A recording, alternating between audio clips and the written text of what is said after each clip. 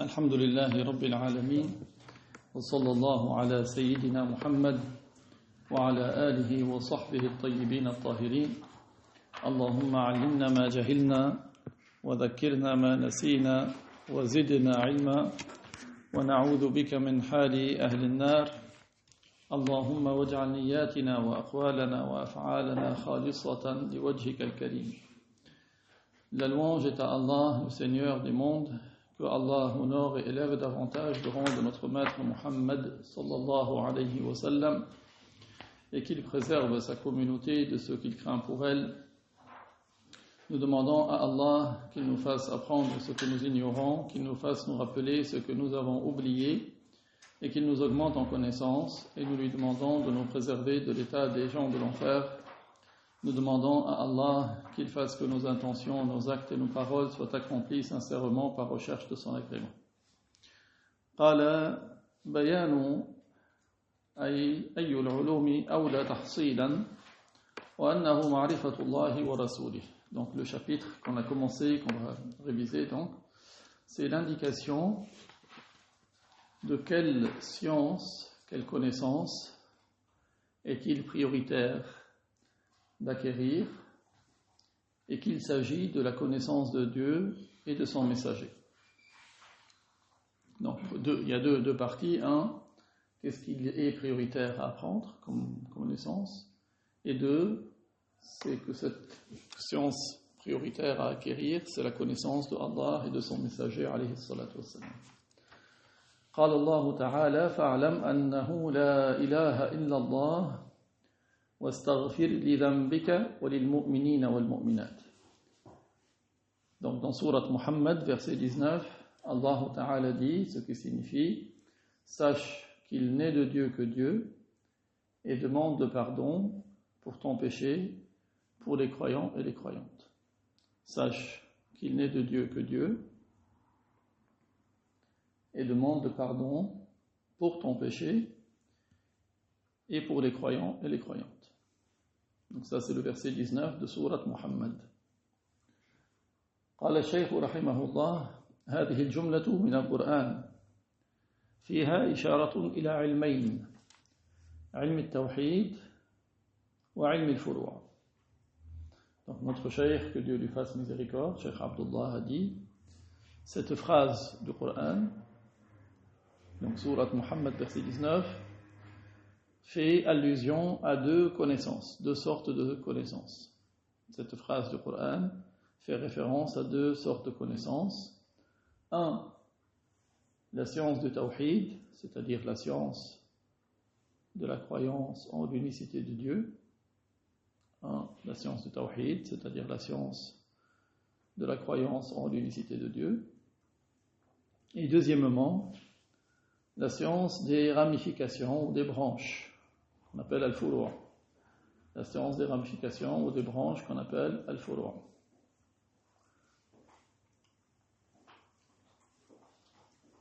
Donc, قال هذه الجملة من القرآن فيها إشارة إلى علمين علم التوحيد بقوله فاعلم أنه لا إله إلا الله وعلم الفروع بقوله واستغفر لذنبك وللمؤمنين والمؤمنات. Donc il y a dans cette phrase du Coran allusion à deux connaissances. Un, la science du Tawhid, par la parole de Allah, fa'alam annahu la ilaha illallah, sache qu'il n'est de Dieu que Dieu.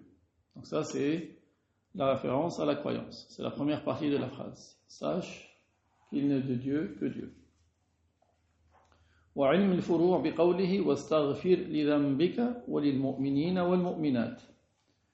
Et la deuxième sorte de connaissance, c'est par la fin de la phrase, et demande de pardon pour ton péché et pour les croyants et les croyantes. Donc c'est la deuxième partie de la phrase, demande pardon pour ton péché pour les croyants et les croyantes, fait référence à la science des branches, des ramifications. قال وقد قدم الله تعالى ما فيه إشارة إلى علم التوحيد على ما فيه إشارة إلى علم الفروع. Et donc, Allah a fait que ce qui fait référence à la science du Tawhid a précédé ce qui fait référence à la science des ramifications, des branches. Donc la première partie qui fait référence à la science du Tawhid a précédé la deuxième qui fait référence à la science des lois.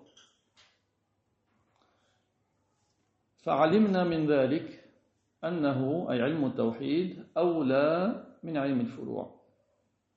Donc cet ordre nous a permis de comprendre,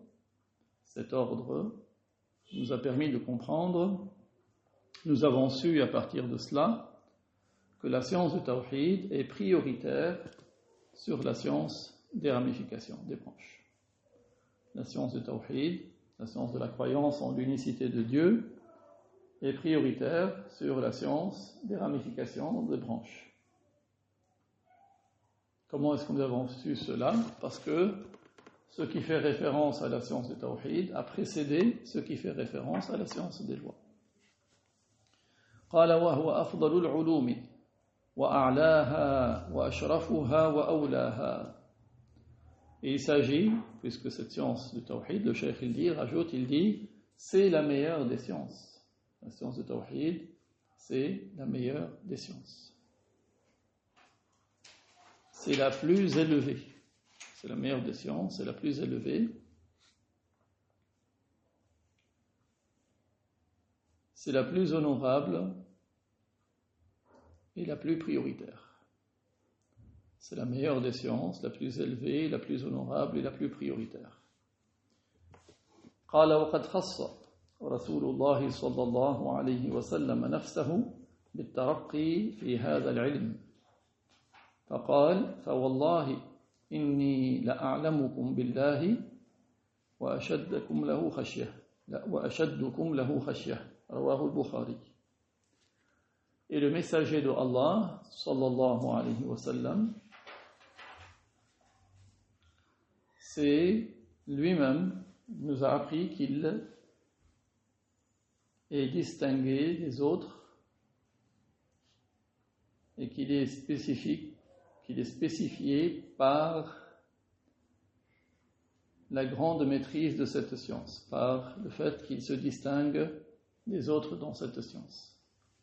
Notre prophète nous a appris que lui-même, et ce n'est pas par vanité bien sûr, ce n'est pas par vanité, mais il nous apprend que lui-même il dépasse les autres dans la maîtrise de cette science, la science de la croyance.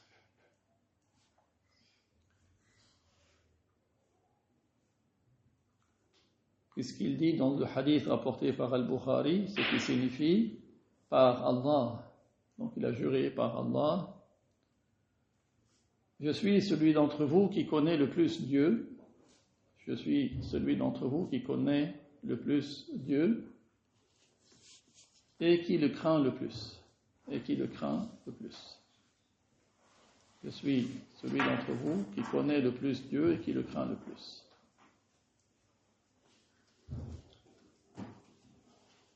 قال وعن أبي هريرة رضي الله عنه أن رسول الله صلى الله عليه وسلم سئل أي العمل أفضل. Dans un autre hadith rapporté par Abu Huraira, que Dieu l'agrée, d'après Abu Huraira, que Allah l'agrée, le messager de Allah sallallahu alayhi wa sallam fut interrogé à propos de la meilleure des œuvres. D'après Abu Huraira, que Allah l'agrée, le messager de Allah sallallahu alayhi wa sallam fut interrogé à propos de la meilleure des œuvres. Ce à quoi il répondit: Imanun billahi wa rasoulih. Imanun billahi wa rasoulih. Qui signifie la croyance en Dieu et en son messager. La foi en Dieu et en son messager. Donc la meilleure des œuvres, c'est de croire en Allah et en son messager. لأن الأعمال الصالحة لا تقبل بدون الإيمان بالله ورسوله. لأن الأعمال الصالحة لا تقبل بدون الإيمان بالله ورسوله. Car les bonnes œuvres ne sont pas récompensées, les bonnes œuvres ne sont pas acceptées sans la foi en Dieu et en son messager. Sans la foi en Dieu et en son messager. Celui qui ne croit pas en Allah et en son messager, quoi qu'il accomplisse comme œuvre, il n'en sera pas récompensé dans l'au-delà. Parce qu'il a manqué à la condition principale pour que les œuvres soient acceptées par Dieu. Quelle est cette condition principale? C'est de croire en Dieu et en son messager. Pour cela que cette œuvre, croire en Dieu et en son messager, est la meilleure des œuvres. Comme c'est la meilleure des œuvres, elle mérite qu'on s'applique à la réaliser correctement. Comme c'est la meilleure des œuvres, elle mérite qu'on s'applique, qu'on sache comment la réaliser parfaitement, tel que Dieu l'agrée. Pas que quelqu'un il dit « moi je crois en Dieu », il croit que Dieu est un corps qui est assis dans le ciel. Il n'a pas réalisé la meilleure des œuvres, celui-là. Parce que celui qui croit que Dieu est assis dans le ciel, ce n'est pas un musulman. Il n'a pas cru en Dieu. قال وقال الغزالي لا تصح العبادة إلا بعد معرفة المعبود. قال الغزالي لا تصح العبادة إلا بعد معرفة المعبود، أي أن من لم يعرف الله تعالى بل يشبهه بخلقه بالضوء أو غيره، أو اعتقد أنه ساكن في السماء، أو أنه جالس على العرش، أو وصفه بصفة من صفات البشر، فهذا عبادته تكون لشيء توهمه في مخيلته فيكون مشركا بالله فلا تصح عبادته. Al-Ghazali, qu'est-ce qu'il a dit? Al-Ghazali, c'est un grand savant qui s'appelle Abu Hamid, c'est un savant shafi'ite et qui était très fort dans la croyance. D'accord? Il a un livre qui est très connu qui s'appelle Ihya Ulum ad-Din. Il a répondu à beaucoup de groupes égarés, notamment des philosophes. Il a étudié leur soi-disant science et il leur a répliqué et il a défendu la croyance. Il était très connu pour maîtriser la croyance. Mais il n'était pas aussi fort dans le hadith. Pour cela, dans son livre, il y a des paroles attribuées au prophète, mais que le prophète n'a pas dites. Pour cela, celui qui veut étudier les livres des grands savants, il a toujours besoin de qui le prend par la main et lui montre. Parce que autant il maîtrise les sujets de la croyance, autant il ne maîtrise pas les sujets du hadith. Donc ça peut être très grave pour quelqu'un qui est néophyte, qui ne connaît pas, il peut croire que c'est une parole prophétique alors que ce n'est pas une. Okay? Al-Ghazali, que Dieu lui fasse miséricorde, c'était un grand soufi également, c'était un très très grand soufi. Il a dit l'adoration n'est valide qu'après avoir connu celui qui est adoré. L'adoration n'est valide qu'après avoir connu celui qui est adoré, c'est-à-dire Dieu. Celui qui n'a pas connu Dieu, son adoration n'est pas valable, n'est pas valide. وقال الغزالي لا تصح العبادة إلا بعد معرفة المعبود. L'adoration n'est valide qu'après avoir connu celui qui est adoré. Autrement dit, donc là c'est fini la parole d'Al-Ghazali, maintenant c'est la parole du Cheikh. Celui qui n'a pas connu Allah, et qui l'assimile à ses créatures. Celui qui n'a pas connu Allah et qui l'assimile à ses créatures, que ce soit à la lumière ou autre, certains ignorants, ils lisent le Coran, ils croient qu'Allah il est une lumière, parce qu'il n'a pas compris le verset Allahu nuru samawati wal ard. Donc celui qui croit que Dieu est une lumière, il n'a pas connu Allah, il n'est pas musulman. Nour ici, ça veut dire hadi, ça veut dire celui qui guide. Ça ne veut pas dire lumière. Donc celui qui assimile Allah à ses créatures, comme la lumière ou autre, il n'a pas connu Allah. Tout comme celui qui a cru qu'Allah habite le ciel. Donc celui qui croit qu'Allah habite le ciel, comme certains ils disent, ils s'appuient sur un soi-disant hadith de la femme esclave dans la version de Muslim, ils disent Allahu fis sama. Celui qui croit qu'Allah il habite le ciel, il n'est pas musulman. Ou bien il lit le verset dans Surat Tabaraka Amintum man fis sama, il croit que ça veut dire que Allah il est au ciel. alors que le verset parle des anges. Donc, celui qui a cru qu'Allah habite le ciel, ou celui qui a cru qu'Allah est assis sur le trône, al-Arsh. Donc, celui-là aussi n'a pas connu Allah. Il n'a pas connu Allah, celui qui croit qu'Allah est assis sur le trône. Al-Arsh, c'est le toit du paradis. C'est la plus grande des créatures par ses dimensions. Mais Allah l'a créé pas pour s'asseoir dessus, parce qu'Allah il n'a pas besoin de s'asseoir. Allah il n'est pas un corps. Il l'a créé en tant que manifestation de sa puissance. Ou n'a pas connu Allah celui qui le qualifie par une des caractéristiques des humains. N'aura pas connu Allah celui qui le qualifie par une des caractéristiques des humains.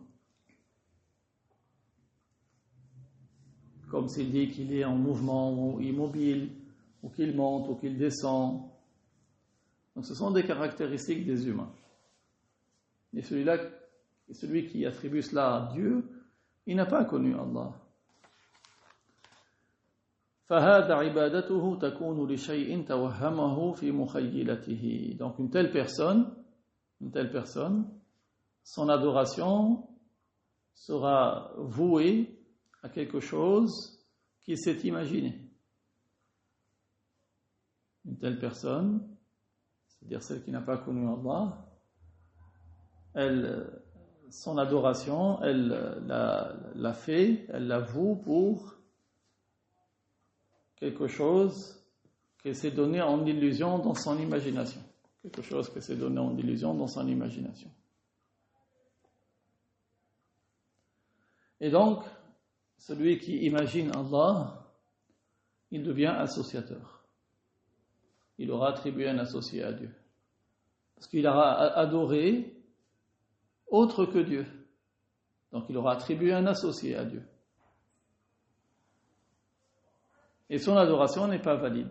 Son adoration ne sera pas valide. Parce que son adoration, il ne la fait pas pour Dieu. Il la fait pour quelque chose qu'il a imaginé et qui n'est pas Dieu. وقال الشافعي رضي الله عنه أحكمنا ذاك قبل هذا أي أتقنا علم التوحيد قبل فروع الفقه. L'imam al-Shafi'i, qu'Allah l'agrée, donc l'imam al-Shafi'i s'appelle Muhammad, fils de Idris. Muhammad, fils de Idris.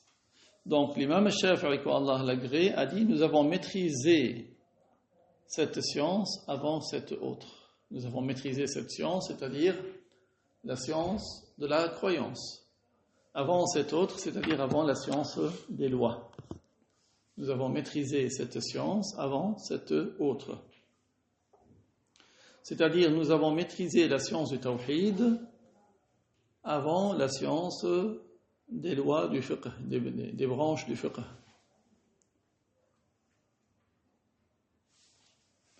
Donc vous avez une preuve d'un grand savant dans la croyance, Abu Hamd al-Ghazali.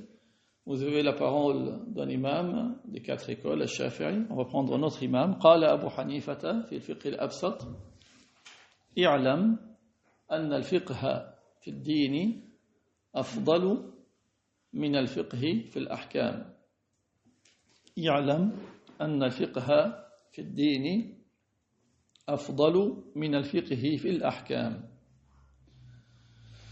Donc Abu Hanifa, qu'Allah l'agrée, dans son livre Al-Fiqh al-Absat, a dit ce qui signifie sache que les connaissances dans la religion, c'est-à-dire dans la croyance, sont meilleures que la connaissance des jugements. Sache que les connaissances dans la religion, c'est-à-dire dans la croyance, sont meilleures que les connaissances dans les lois, dans les jugements. C'est dans son livre qu'il a dit cela, dans le livre Al-Fiqh al-Absat. وقال الإمام أبو الحسن الأشعري أول ما يجب على العبد العلم بالله ورسوله ودينه. أول ما يجب على العبد العلم بالله ورسوله ودينه. Et l'imam Abu al-Hassan al-Ash'ari, que Dieu l'agrée, a dit, l'imam Abu al-Hassan al-Ash'ari, vous savez, c'est l'imam de Ahl Sunnah dans la croyance. Lui est l'imam Abu Mansour al-Maturidi. L'imam Abu al-Hasan al-Ash'ari, qu'Allah l'agrée, a dit le tout premier devoir qui incombe à l'esclave. Le tout premier devoir qui incombe à l'esclave. Le tout premier devoir qui incombe à l'esclave, c'est de connaître Dieu, son messager et sa religion. C'est de connaître Dieu, son messager et sa religion. Vous voyez comment les paroles de ces différents savants convergent sur l'importance de maîtriser la croyance. Parce que c'est le fondement, c'est la base. Sans la bonne croyance, les œuvres ne sont pas acceptées. Pardon ? De connaître Dieu, son messager et sa religion. De connaître Dieu, son messager et sa religion. قال ومما يجب معرفته على كل مكلف 13 صفة لله تعالى.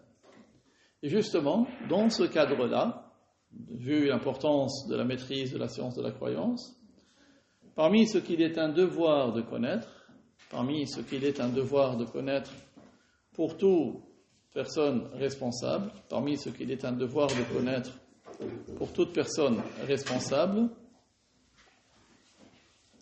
il y a 13 attributs de Dieu.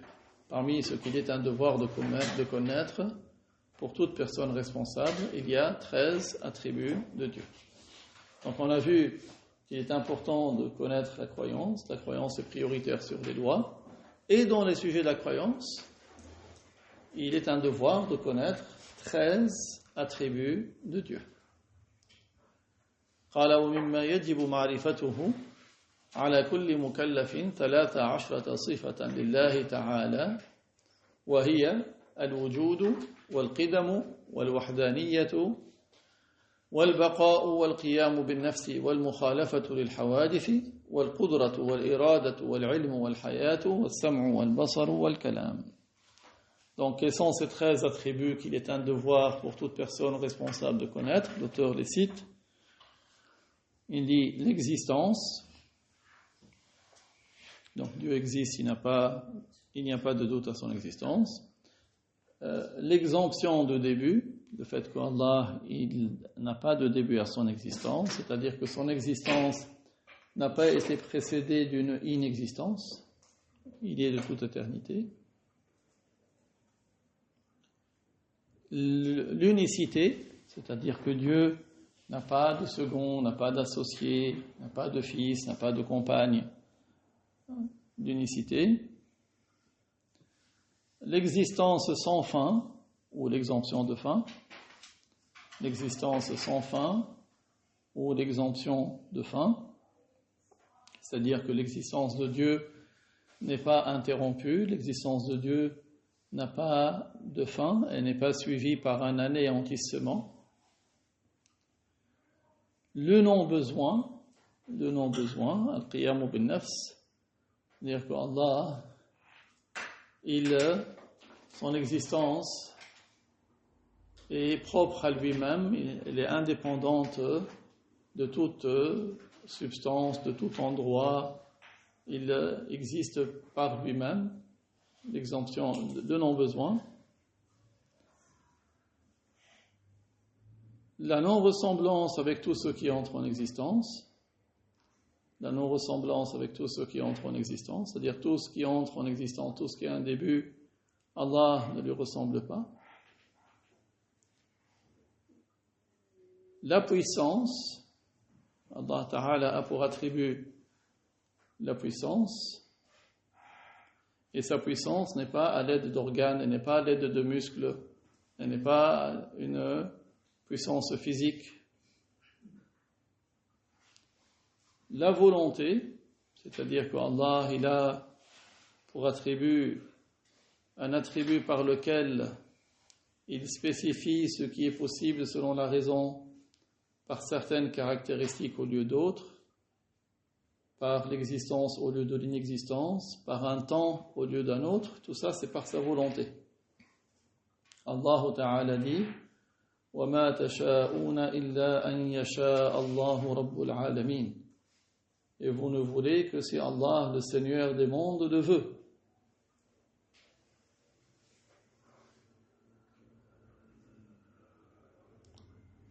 La science, c'est-à-dire la science de toutes choses, rien n'échappe à la science de Dieu.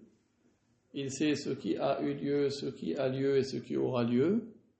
Il sait ce qui n'a pas eu lieu, si c'était produit, comment il serait.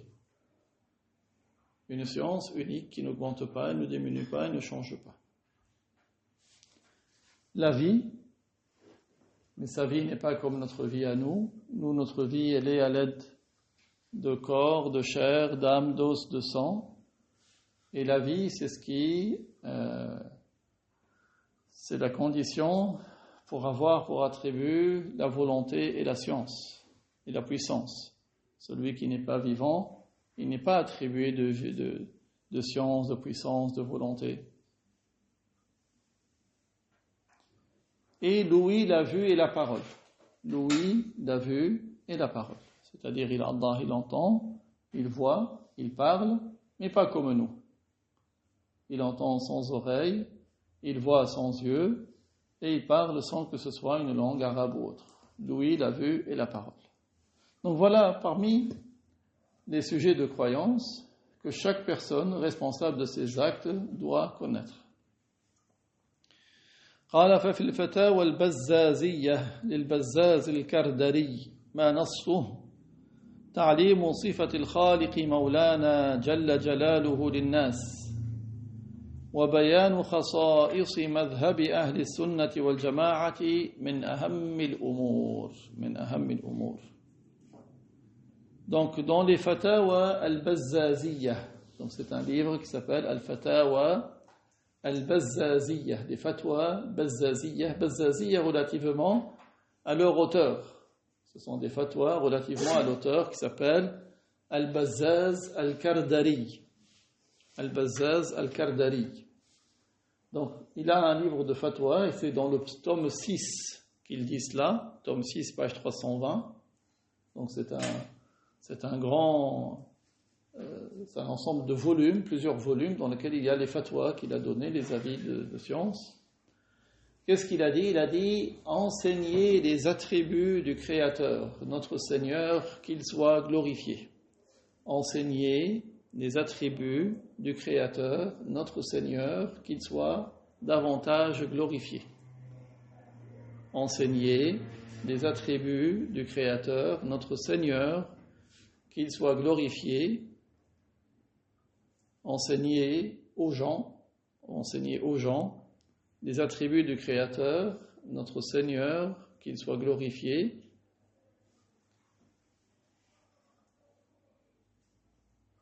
Et indiquer des spécificités de la voie des gens de As-Sunnah wal Jama'a et indiquer les spécificités de la voie de Ahl-Sunnah wal Jama'a, indiquer les spécificités de la voie de Ahl-Sunnah wal Jama'a fait partie des plus importants des sujets.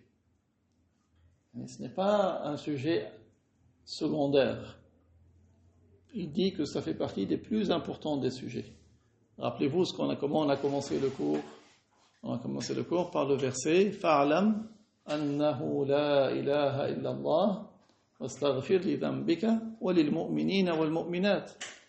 On a vu que dans ce verset, qu'est-ce qu'il est la première partie du verset? Sache qu'il n'est de Dieu que Dieu. Ça fait référence à la science de la croyance.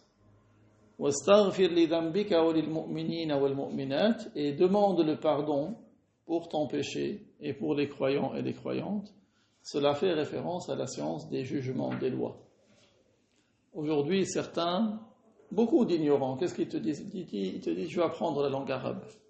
Ou ils te disent, je veux apprendre le Coran. Vous ne donnez pas de cours d'arabe. Vous ne donnez pas de cours de Coran. La première chose qu'ils cherchent, c'est ça. C'est louable. C'est bien, mais ce n'est pas le plus important, ce n'est pas le plus prioritaire. D'abord, il faut apprendre la croyance. ensuite apprendre les lois, puis après tu apprends les autres sujets. Mais tu ne commences pas par ce qui est moins prioritaire et tu laisses ce qui est prioritaire. Les savants, ils ont dit, celui qui a été occupé par le surérogatoire, ce qui est recommandé, au détriment de ce qui est obligatoire, c'est quelqu'un qui s'est trompé.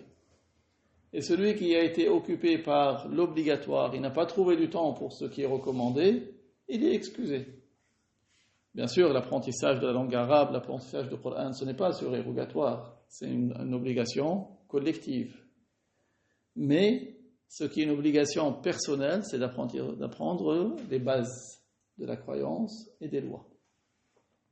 Donc si quelqu'un il dit « moi je veux apprendre l'arabe, je veux apprendre le Coran », on lui dit « c'est très bien ». Mais c'est encore mieux de prioriser d'abord l'apprentissage du Coran, l'apprentissage de la croyance, l'apprentissage des jugements. Okay. قال وعلى الذين تصدوا للوعظ أن يلقنوا الناس في مجالسهم على منابرهم ذلك. Donc toujours dans la suite de ce grand savant, Al-Kardari, Al-Bazzaz Al-Kardari, qu'est-ce qu'il a dit? Il a dit que ceux qui ont pris la responsabilité d'exhorter les gens, que ceux qui ont pris la responsabilité d'exhorter les gens.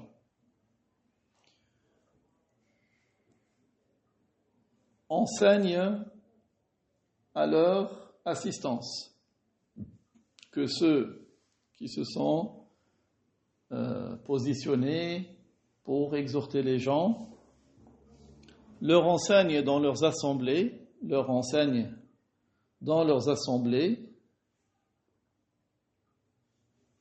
par-dessus le mimbar, c'est-à-dire la chaire sur laquelle monte l'orateur, qui leur enseigne cela. Qu'est-ce qu'il enseigne? Les sujets de la croyance. Donc ce ne sont pas des sujets qui sont à garder dans des cercles fermés. Qu'est-ce qu'il dit là? Il dit que ce soit, comme on dirait aujourd'hui, vulgarisé, c'est-à-dire propagé, diffusé à tout le monde. Vous avez l'exemple du sultan Salah ad-Din. Qu'est-ce qu'il a fait le sultan Salah ad-Din? Il payait des mu'adhin, des gens qui faisaient l'appel à la prière, avant l'appel à la prière ou après l'appel à la prière, par-dessus le minaret, il récitait des textes de croyance pour que les gens entendent que Allah a 13 attributs qui n'ont pas de ressemblance avec les attributs des créatures, l'attribut de la science, de la volonté. C'est à force de répétition que cela va rester gravé dans les cœurs. Certains sont frivoles, certains sont comme des papillons, ils ne tiennent pas en place. Il te dit, j'ai entendu. Même si tu as entendu, Allah il dit dans le Coran, وَذَكِّرْ فَإِنَّ الذِّكْرَى تَنْفَعُ الْمُؤْمِنِينَ. Fais le rappel. Le rappel est utile pour les croyants.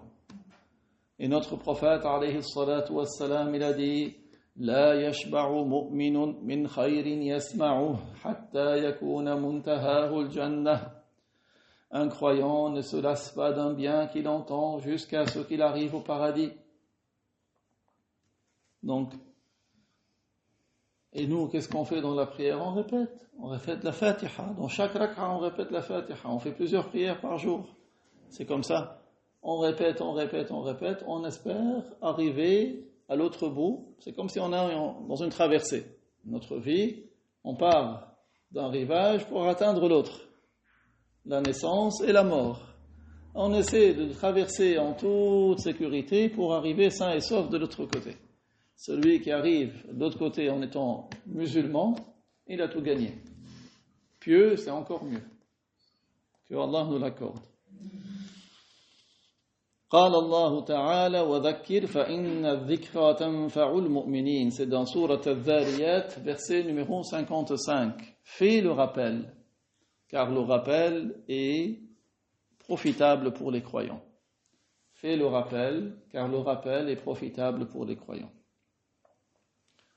قال وعلى الذين يؤمون في المساجد أن يعلموا جماعتهم شرائط الصلاة وشرائع الإسلام وخصائص مذاهب الحق. Regardez, ce qu'il dit, ce savant, hein, c'est toujours la suite de ce qu'il a dit. Il a dit, et ceux qui dirigent les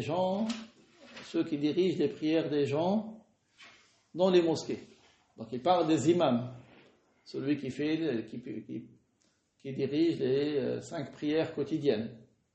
Il dit que ceux qui dirigent les gens dans les mosquées enseignent à leur groupe, les gens qui viennent dans la mosquée, que ceux qui dirigent les gens dans les mosquées enseignent à leur groupe les conditions de la prière.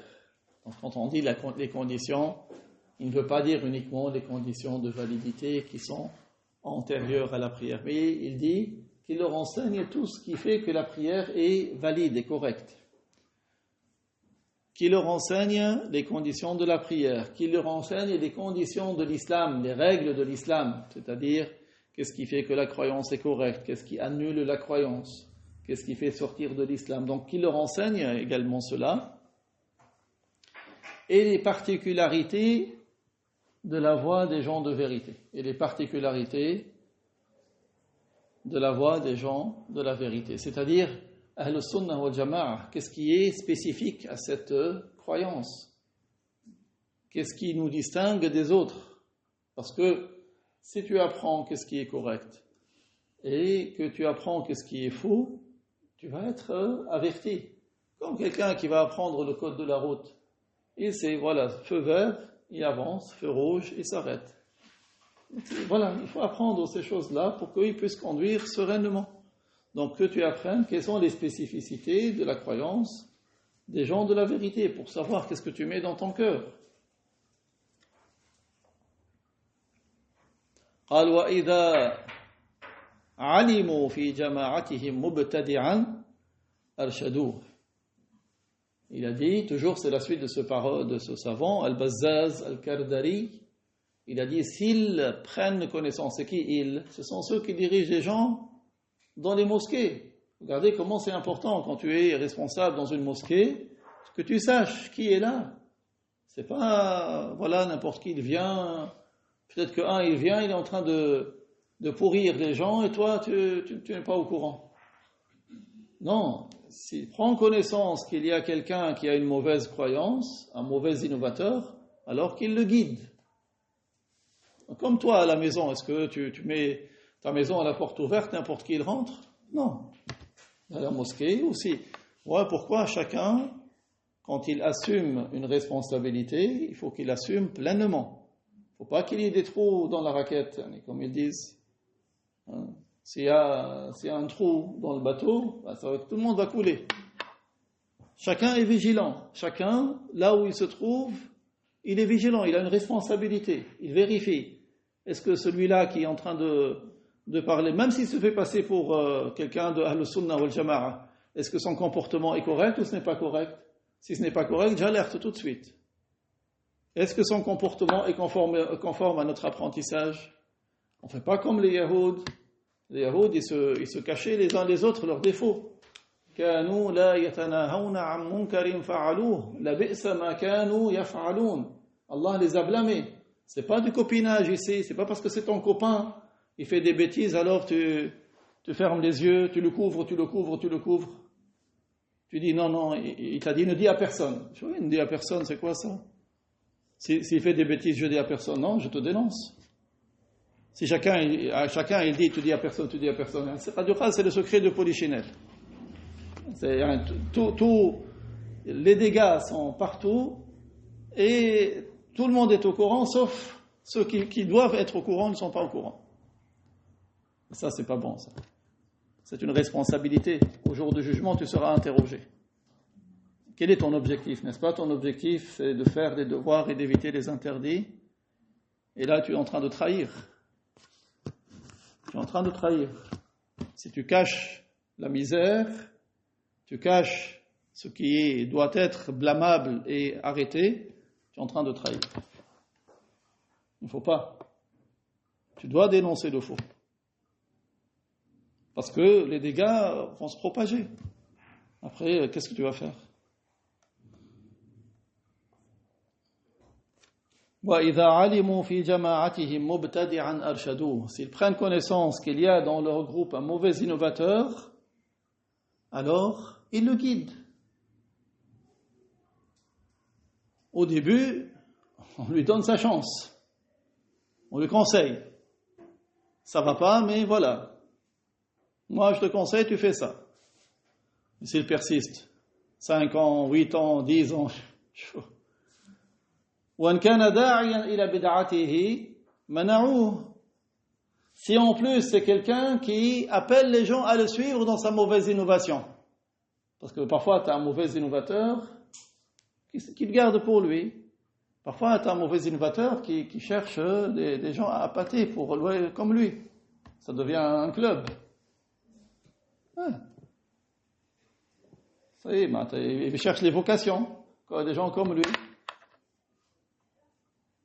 Si lui, il appelle à sa mauvaise innovation, alors son rôle, c'est de l'arrêter. C'est de le non-empêcher.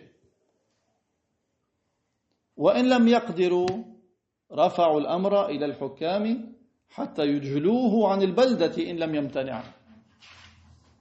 Regardez, c'est progressif. Il le guide. Deuxièmement, si lui, il commence à appeler les gens pour faire comme lui, il l'en empêche. S'ils n'ont pas la capacité de l'empêcher, qu'est-ce qu'ils font? Eh bien, ils se plaignent de lui au gouverneur, au responsable. Pourquoi? Pour qu'il l'éloigne de la ville. Si c'est dans une mosquée, il éloigne de la mosquée. Si c'est dans un centre, il éloigne du centre. Si lui, il ne s'arrête pas, qu'il s'exile. C'est comme tu as une pomme pourrie. Tu la mets dans ton... Elle va pourrir tout le reste. ثم قال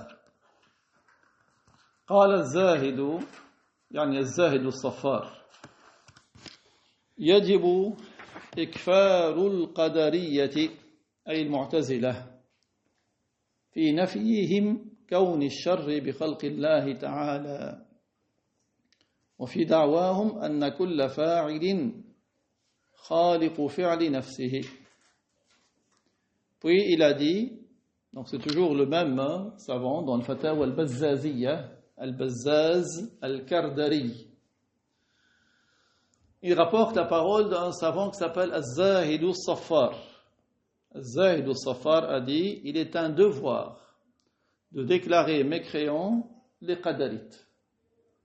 Il est un devoir de déclarer mécréants les qadarites, c'est-à-dire les mu'tazila. Lesquels? Pourquoi? Parce ce sont des gens qui renient le fait que le mal soit par la création de Dieu. Il est un devoir de déclarer mécréants les qadarites, c'est-à-dire les mu'tazila, qui nient que le mal soit créé par Allah. Ils prétendent qu'il y a plusieurs créateurs. Un créateur pour le bien, c'est Allah, et d'autres créateurs pour le mal. C'est des associateurs. Donc on ne doute pas de leur mécréance. Donc Az-Zahid al-Saffar a dit, il est un devoir de déclarer mécréants les qadarites, c'est-à-dire les mu'tazila, quand ils nient le fait que le mal soit par la création de Allah, et quand ils prétendent que tout être qui agit,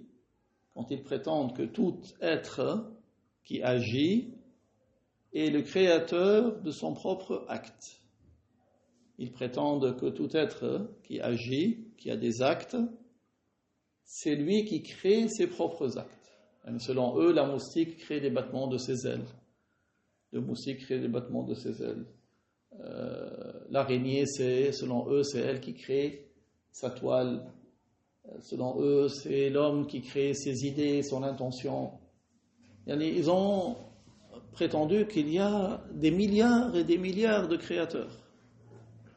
Alors que la croyance correcte, c'est ce que dit Dieu dans le Coran, Hal min khaliqin ghayrullah. Y aurait-il un créateur autre que Dieu? Non, bien sûr. قال ويجب إكفار الكيسانية في إجازتهم البداء على الله تعالى.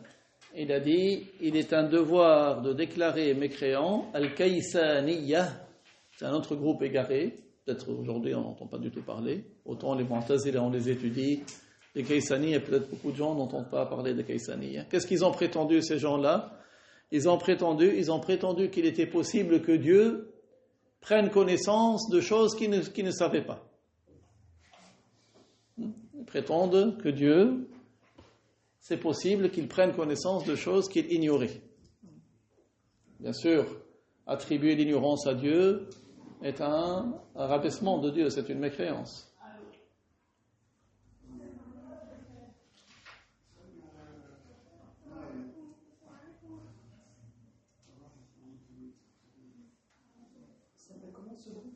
Al-Kaysaniyah.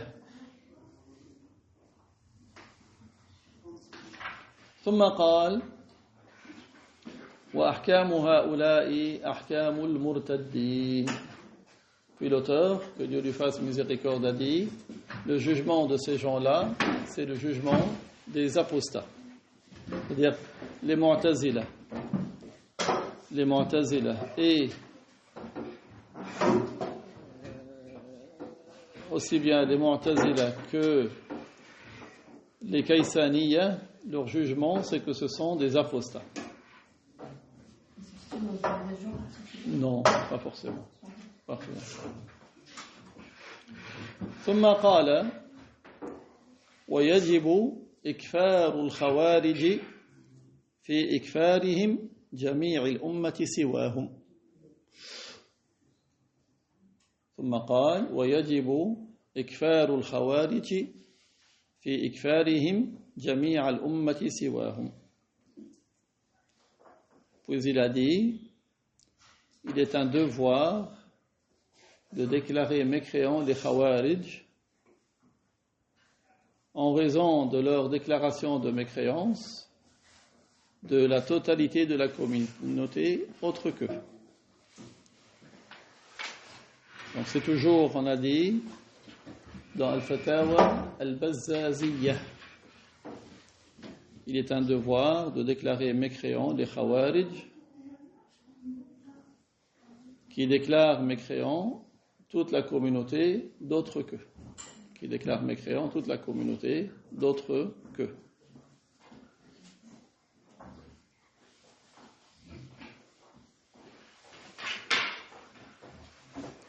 Les Khawarij, vous savez, c'est qui les Khawarij? Ils sont apparus à l'époque du 4e calife, notre maître Ali, qu'Allah l'agrée. Au début, ils étaient avec lui, ils combattaient les gens de Muawiyah. Puis, ils ont déclaré notre maître Ali, parce que notre maître Ali a accepté l'arbitrage, a accepté que le combat cesse avec Muawiyah. Et donc, ils lui ont dit, ils ont déclaré mécréant notre maître Ali, qu'Allah l'agrée. Okay.